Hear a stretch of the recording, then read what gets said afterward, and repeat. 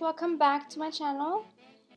Today's spread, I wanted to make something with these, I don't know, would you call them die cuts? I don't know, but they're these cute little images, and I believe these came from one of the magazines I got in the States.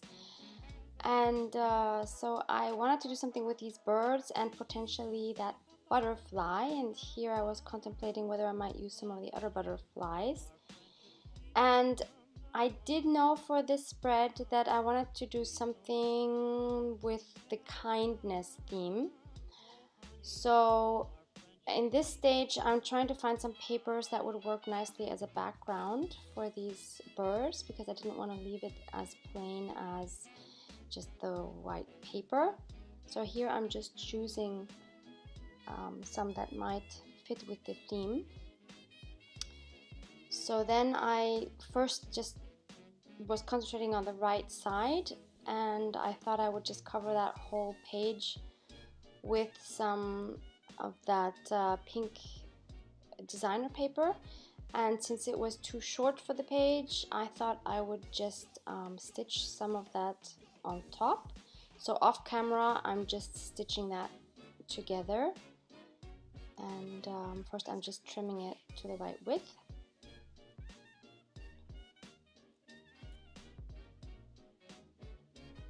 And now I'm just going to quickly take it off camera, and here I am back already and just cutting off the threads on this side. So I like that. And then I decided that I really like it, and I didn't want to leave the left hand side plain, so I was looking for a paper that would work for that. But also then I thought, why not put that other little bird on a different background and make a tag out of that would dangle from that page. So first I pick a different pink designer paper to go on the left side, just like I did on the right side. And again I'm going to cut this leftover scrap and sew that together so that it would cover the page. But this time I turn it around so that the two sewn edges wouldn't be on both on the top, but one on the top, one on the bottom. And then it's just still a little too wide, so I trim it down some more. And then I just glue them down, and then you will see me making the tag with that little bird. And while you watch me doing that, I just wanted to go into what I chose as a theme for this. So the kindness theme, I just looked up on Google what would come up if I would put in being kind to yourself, because I think a lot of times we kind of tend to, especially as women, I feel we kind of tend to neglect ourselves more because we're so concentrated on everybody else that we love. So we kind of don't usually carve out enough time for us. But I have recently again experienced that for me, when I don't take enough care of myself, then I'm not very good with other people either.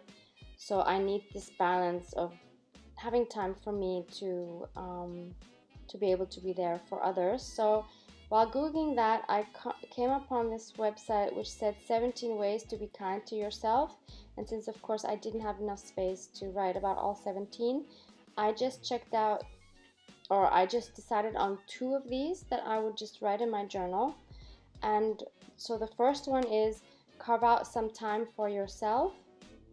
Every day, carve out some time for yourself and do something that brings you joy. You can draw, journal, write short stories, play a musical instrument, or do anything else that you love to do. Be kind to yourself by giving yourself some me time each day. Yeah, so for me this is very, very important. And as long as I have that every day, even if it's just a little bit, then I'm happy, and I can, try to make other people happy as well. And the other one I chose was respect yourself. Self-respect is valuing yourself for who you are and not allowing others to dictate your value. It's trusting yourself, thinking for yourself, forming your own opinions and making your own decisions. In addition, it's refusing to compare ourselves to others. Finally, self-respect is about keeping your promises to yourself and following through on what you tell yourself that you're going to do. Be kind to yourself by deeply respecting yourself.